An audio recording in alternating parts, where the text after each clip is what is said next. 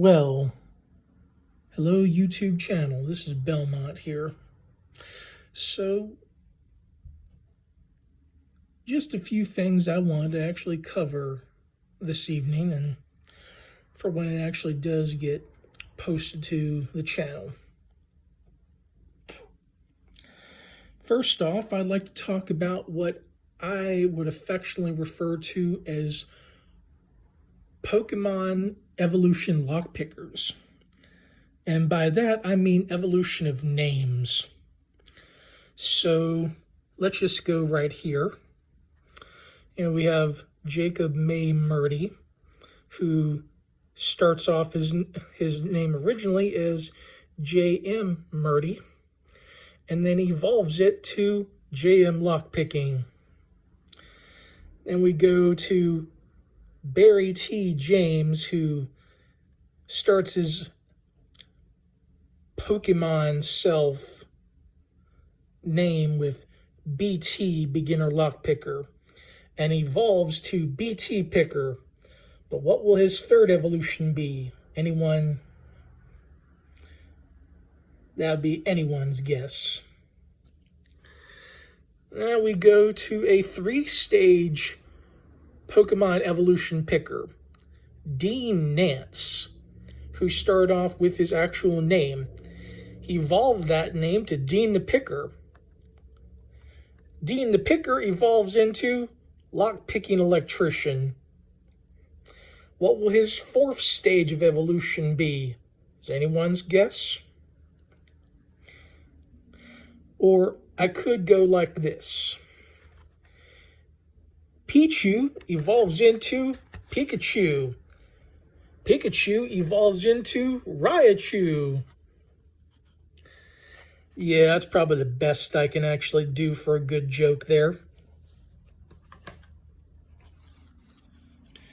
In other news, lock sporters are failing to look for locks in their physical community, such as asking area businesses, or even looking at Habitat for Humanity stores. Yeah, myself and Taku of Mayhem Keys have often said to many people, Habitat for Humanity has locks without keys. Average price, $2 to $3. Or in general, just some of the new little lockpicker community people out there are too lazy to go to Walmart and buy, I don't know, a Defiant, which will only cost you $10 and get you a deadbolt and a entry knob. Or go to Dollar Tree and pick up the little cheap-ass locks they have there. They have both standard pin tumbler and they have warded. There's also Dollar General that sells knockoff quick sets. You got Kmart. You have other stores in the area. Folks, let me just say this. I personally sought locks within my physical community, and I found them. You know, I asked at least 5 different businesses. I asked the hotel where I live at if they had any locks that didn't have keys. Guess what? I got a ton of wisers.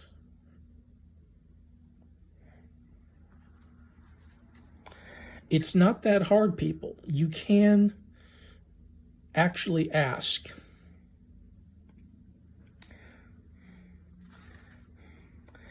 In other news, we have Douglas Sears, helpful lockpicker, trying and failing in live stream with his audio.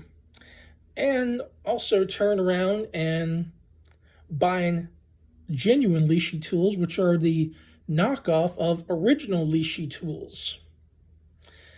So expect that he's going to try and shill those now and say, oh, well, now the knockoffs are just as good as the original. Also in other news, Jeff Moss is trying way too hard to be a social justice warrior for the locksport community with his little video rant. At the same time, we have Bosnian shill Bill continuing to be a shill on his YouTube channel, legally begging for money with his lock tribe of, hey everyone, join my lock tribe for $5 a month. It gets you pre-access to my videos, which are already free on my channel. Just pay $5 a month. Yeah, and that gets you access to his videos a day in advance, but your videos are already free, Bill.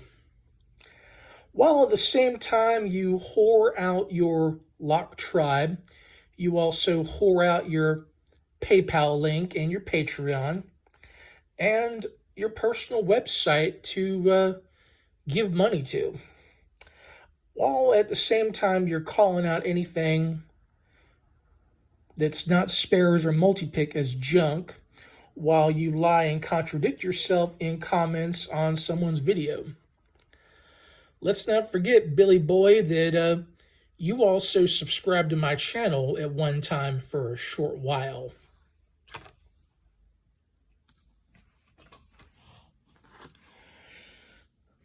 In other news, we have some copycat pickers of the community. Legal lockpicker who in the beginning tried to copy lockpicking lawyer's name and tried to do everything like him. And let's not forget the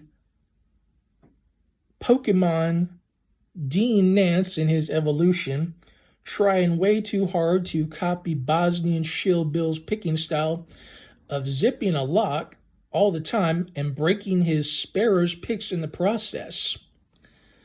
Now, I understand you have some new picks now, probably from sparrows. Try not to break those in your journey. Afraid I don't have any Pokemon theme music here for this one. I'd like to point out that, one, I give sound advice in my videos. And while it may look like I'm attacking someone, the overly sensitive snowflakes really need to learn how to take constructive criticism. If you can't do that, then I don't see how y'all would actually be able to hold a job or anything else, because you have to be able to take criticism without getting, well, turned into a bunch of little babies.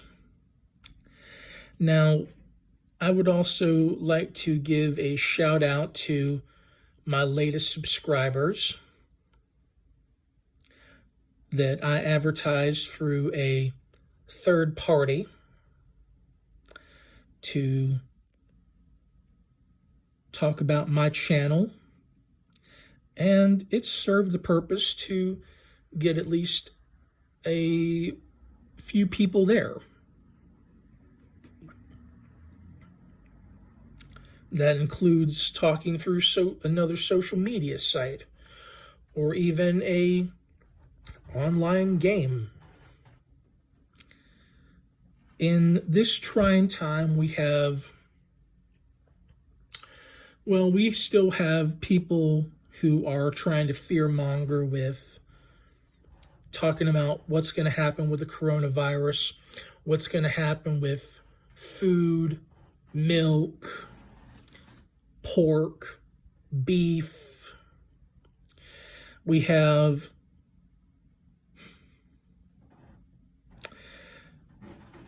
Black Scout Survival's own Jackass Richland, as I like to call him, posting little snippets of pages pretty much fear-mongering the people. While some of the people are agreeing with him, many others are saying, why are you posting this? Why aren't you just making regular videos?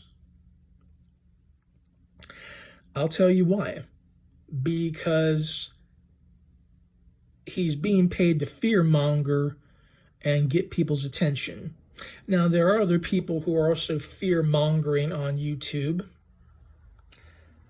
You have people whose day-to-day lives are driving trucks, and they have their little farms, and they call themselves preppers. All the while, they spread fear and use their religion to also do it in the process. This, I believe, is clearly a mistake, that it's okay to send out a message and talk about what's going on for the COVID-19 pandemic and what it's also making people do, which currently you're required to wear a face mask before you enter a grocery store, Dollar Tree, Rite Aid, Car Drug, anything like that. Whereas a month ago, people were fine without you wearing a mask. My thought is, hey, what happens in 2 to 3 months? Our government's going to say, oh, well, the face masks weren't really cutting it, so we want you to wear gas masks from now on. But hey, that's just my opinion.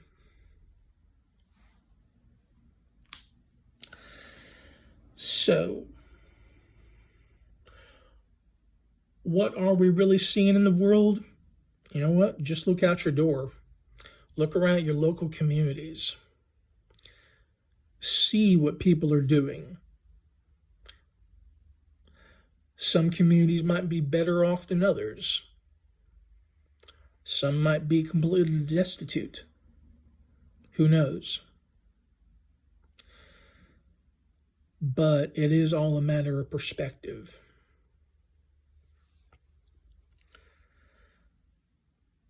So, another thing a lot of people are going to talk about is the COVID-19 stimulus package. We've got all kinds of people dressing up in 2- and 3-piece suits and getting on camera, on video, saying, hey, this is what they're doing with the money. They're wanting to offer people more money. But how many people have actually received their stimulus check? There's lots of talk out there saying, well, if you get Social Security or you get Social Security disability, you have automatically received yours. Well, hey, I haven't. Some people have received their stimulus, others haven't. But it's about the real access of information out there.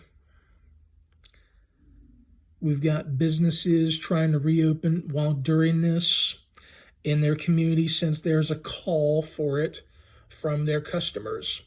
Supply and demand. People are still wearing a mask while they reopen their business, such as pet grooming, but they're not being penalized because there really is nothing to penalize about it. Now, you have some government officials saying, well, yeah, they reopen their business, but can they be penalized down the road or lose their license? Yeah.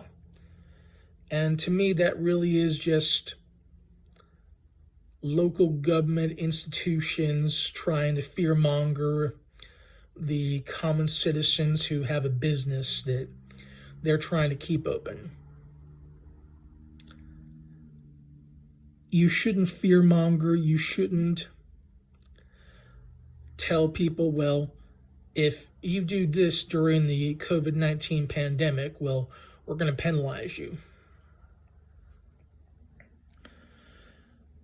Now, the whole social distancing, I hear it in my local grocery store.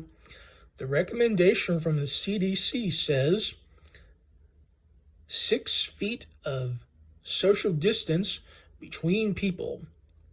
Face masks. Yeah. Personally, I'm getting tired of hearing that same old crap. Sure, we can all just keep on washing our hands with hot soap and water, and that's it. Soap and water, is sanitary, in which the CDC said maintain basic sanitary conditions. But that's all I really had to say about things that are going on in the community, both locksport and the physical community. So stick around. This is Belmont signing off.